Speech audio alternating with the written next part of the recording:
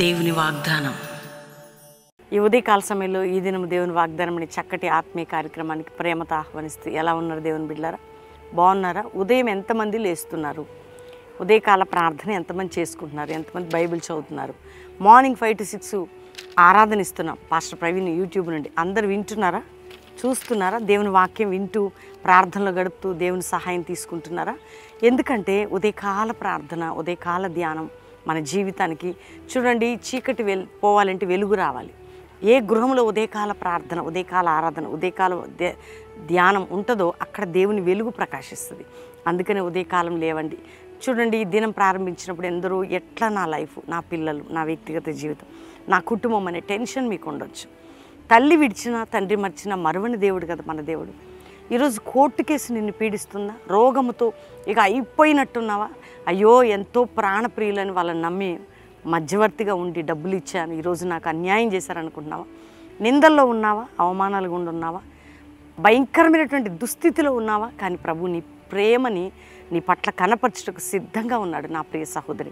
కాబట్టి ధైర్యం తెచ్చుకోండి. ఉదయకాలం ఎక్కడెక్కడ నీ భర్త విడిచిపెట్టి, నీ భార్య విడిచిపెట్టి, నీ బిడ్డలకు తల్లిదండ్రులు లేక, తల్లి లేక, తండ్రి లేక ఈరోజు అలమటిస్తున్నావా? అందరూ బిడ్డలను కంటున్నారు, నాకు బిడ్డలు లేరు, అయ్యో నా కుటుంబంలో రక్షణ లేదు, నా పిల్లలు చెడిపోయారు, నా ఆత్మీయ జీవితం పడిపోయింది అనే దుస్థితిలో ఉన్నావా? కానీ దేవుడు ఈ జీవితాన్ని బాగు చేయబోతున్నాడు, మెండైన ఆయన కృపని కుమ్మరించబోతున్నాడు. కాబట్టి ఉదయకాలం చదువుకుందాం. చక్కటి శ్రేష్టమైన దేవుని వాగ్దానం నేను చదువుతున్నాను. మీకా గ్రంథం 7వ అధ్యాయం 11వ వచనం. నీ గోడలు మరలా కట్టించు దినం వచ్చుచున్నది, అప్పుడు నీ సరిహద్దులు విశాలపరచబడును. నీ గోడలు మరలా కట్టించి ఒక దినం ఉంది అనుకుంటున్నావు. ఈరోజు అంతా అయిపోయింది, అయ్యో చెయ్యని దానికి నిందబడిపోయింది, అసలు అనవసరమైన వాటిలో నా బ్రతుకు పాడైపోయింది, ఈరోజు నేను ఆత్మీకంగా పడిపోయాను, నా కుటుంబం చెదిరిపోయింది అనుకుంటున్నావా? మరలా జ్ఞాపకం ఉంచుకో. మరలా దేవుడు కట్టించబోతున్నాడు. కట్టించు దినం వస్తుంది అంటే నీ గోడలు, నీ ఆత్మీయ స్థితి, ఆరోగ్య స్థితి, ఆర్థిక స్థితి, కుటుంబపరమైన స్థితి, నీ యవ్వన భవిష్యత్తు దేవుడు మరలా కట్టబోతున్నాడు. నీ జీవితాన్ని ఎవ్వరు కట్టలేరండి. ఆయన కట్టితే చాలు మనం స్థిరపరచబడగలుగుతాం. విశాలపరుస్తాడు ఆయన, కట్టుతాడు. నీ జీవితాన్ని నేను తిరిగి కట్టబోతున్నాను అంటే పాడైపోయిందా, చెదిరిపోయిందా, కృంగిపోయావా?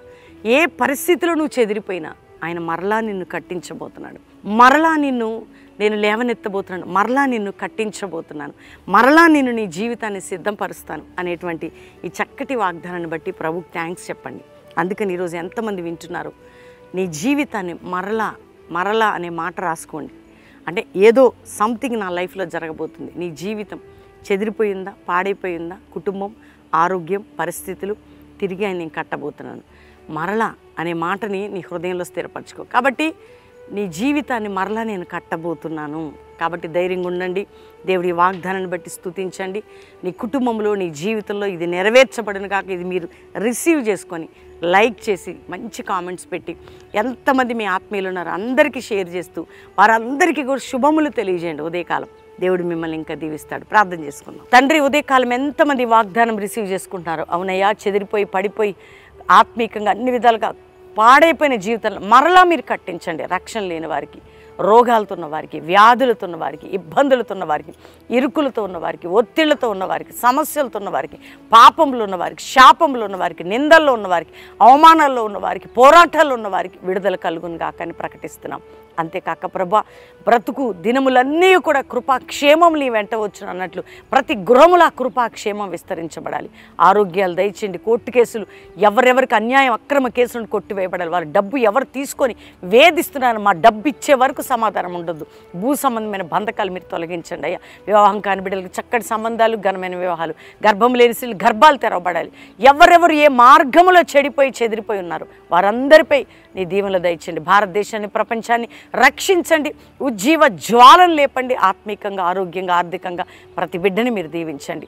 ఇదిగో ప్రభా, ఈ కుటుంబాలన్నీ దీవించబడి బర్త్డే వారిని, మ్యారేజ్ డే వారిపై శుభములను పలుకుతూ వారి జీవితాల వాగ్దానాలను నెరవేర్చమని మరొకసారి ఎక్కడెక్కడ కుటుంబ పోరాటాలు, ఆర్థిక పరిస్థితులు ఉంటే చక్కపరచమని నాయన, కల్వరి పరిచర్ని, ఈ సేవని, సంఘముని మీ సరిహద్దులు విశాలపరచబడినట్లు జరిగించమని, వ్యతిరేకమైన శక్తులు మా కుటుంబంలో, మా సేవలో తొలగించి, ప్రతి బిడ్డ జీవితంలో తొలగించి మీరు అద్భుతం చేయమని యేసు నామములో అడుగుచున్నాం తండ్రి.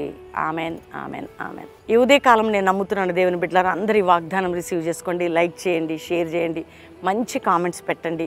మరీ ముఖ్యంగా మీరు ఎవరు బెల్లంపల్లి రావాలన్నా శనివారం సువార్త సభ సాయంత్రం పాలు పొంది ప్రేయర్ చేయించుకొని వెళ్ళొచ్చు.